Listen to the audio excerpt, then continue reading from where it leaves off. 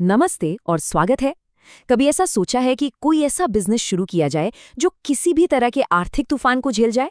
तो आज हम उन्हीं रणनीतियों को समझने वाले हैं जिनसे भविष्य के लिए बिल्कुल सेफ सेक्टर्स को पहचाना जा सकता है। देखिए, हर साल ना लाखों लोग अपना बिजनेस शुरू करने का सपना देखते हैं, लेकिन एक अच्छे आइडिया को एक टिकने वाले बिजनेस में बदलना ये बहुत बड़ी चुनौती है। तो सवाल ये है कि सबसे जरूरी पहला कदम क्या होना चाहिए? अच्छा, बहुत से लोगों के दिमाग में सबसे पहले क्या आता है? रेस्टोरेंट खोलना। अरे आखिर लोगों को खाना तो हमेशा ही चाहिए होगा, है ना? लेकिन क्या ये आइडिया उतना सेफ है जितना सुनाई देता है? लेकिन यहाँ एक चौंकाने वाला आंकड़ा है। पता है क्या? 90% से ज्यादा रेस्टोरेंट्स अपने पहले ही साल में बंद हो जाते हैं। सोचिए, ये कितनी बड़ी फेलियर रेट है। और देखिए, जब भी अर्थव्यवस्था मुश्किल दौर से गुजरती है तो लोग सबसे पहले अपने फालतू खर्चे ही तो कम करते हैं। इससे ये रास्ता और भी मुश्किल हो जाता है। तो फिर एक स्मार्ट बिजनेस पर्सन को कहाँ देखना चाहिए? इसका जवाब छिपा है हेडविंड और टेलविंड्स को समझने में। ठीक है, तो रेस्टोरेंट जैसे हाई रिस्क वाले बिजनेस से बचने के लिए चलिए अब एक बहुत ही पावरफुल फ्रेमवर्क को समझते हैं। ये फ्रेमवर्क किसी भी बिजनेस या करियर के बारे में सोचने में बहुत मदद करता है।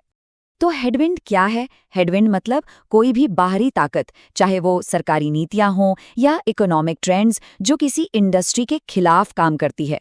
आसान भाषा में समझे तो जैसे पारंपरिक टैक्सी इंडस्ट्री के लिए राइड शेयरिंग ऐप्स का आना एक बहुत बड़ी हेडविंड थी। और इसके ठीक उलट होती है टेलविंड। टेलविंड एक ऐसी ताकत है जो किसी इंडस्ट्री को आगे बढ़ने में मदद करती है, उसे एक पुश देती है। जैसे रिन्यूएबल एनर्जी के लिए सरकार से मिलने वाली सब्सिडी, ये सोलर पैनल बनाने वालों के लिए एक जबरदस्त टेलविंड है। इससे क्या होता है? कम मेहनत में भी सफलता मिलने के चांस बढ़ जाते हैं। तो सबसे जरूरी बात क्या समझी हमने? एक ऐसी इंडस्ट्री में कदम रखना चाहिए जहां बाहरी ताकतें आपको आगे की तरफ धकेल रही हों, ना कि पीछे खींच रही हों। मतलब हवा की बहाव के साथ चलना है, उसके खिलाफ नहीं। तो फिर सवाल ये उठता है कि हम इन टेलविंड वाली इंडस्ट्रीज को पहचाने कैसे? चलिए आगे बढ़ते हैं और इसी को समझते हैं। इसका राज छिपा है ये समझने में कि ऐसी कौन सी चीजें हैं जिनके बिना लोग रह ही नहीं सकते, चाहे इकोनॉमी कितनी भी खराब क्यों ना हो जाए। सीधा साधा फर्क है चाहत और जरूरत के बीच का। और ये जो स्लाइड है ये इस फर्क को बिल्कुल साफ साफ दिखाती है। देखिए, एक तरफ है विवेकाधीन खर्चे, मतलब अपनी मर्जी के खर्चे, जैसे रेस्टोरेंट में खाना या घूमना फिरना। मुश्किल समय में लोग सबसे पहले इन्हीं को बंद करते हैं। और दूसरी तरफ है गैर विवेकाधीन खर्चे, यानी जरूरी खर्चे, जैसे खाना, हेल्थ केयर और पढ़ाई। ये वो जरूरतें हैं जिन्हें कोई टाल नहीं सकता। ये हमें सीधा सीधा उन सेक्टर्स की तरफ ले जाता है जो जरूरी हैं, जैसे कि एग्रीकल्चर और हेल्थ केयर। ये ऐसी इंडस्ट्रीज हैं जिनमें एक नेचुरल टेलविंड होती ही है, क्योंकि चाहे इकोनॉमी कैसी भी हो, लोग खाने पीने और इलाज पर तो खर्च करेंगे ही करेंगे। लेकिन सिर्फ सही सेक्टर चुन लेना ही काफी नहीं होता। जैसे मान लीजिए, एग्रीकल्चरल सेक्टर में हर कोई किसान बनकर तो कामयाब नहीं हो सकता है ना। तो फिर असली मौका, असली अपॉर्चुनिटी कहाँ छिपी है? देखिए, सबसे बड़ा मुनाफा हमेशा चीज को बनाने में नहीं होता, बल्कि उसे सही जगह तक यानी कस्टमर्स तक पहुंचाने की मुश्किल को सुलझाने में होता है। इसी को कहते हैं डिस्ट्रीब्यूशन गैप। अब इसे एग्रीकल्चर के उदाहरण से समझते हैं। खेती करने के बजाय असली मौका उस गैप को भरने में है। प्रॉब्लम क्या है? किसान अपनी फसल को शहरों के बड़े बाजारों तक ठीक से पहुंचा ही नहीं पाते। तो सल्यूशन क्या हुआ? एक ऐसी लॉजिस्टिक्स कंपनी बनाई जाए जो किसानों और बाजारों के बीच एक पुल का काम करे। बिल्कुल इसी तरह हेल्थ केयर में देखिए, दुनिया के कई देशों में इलाज का खर्च आसमान छू रहा है।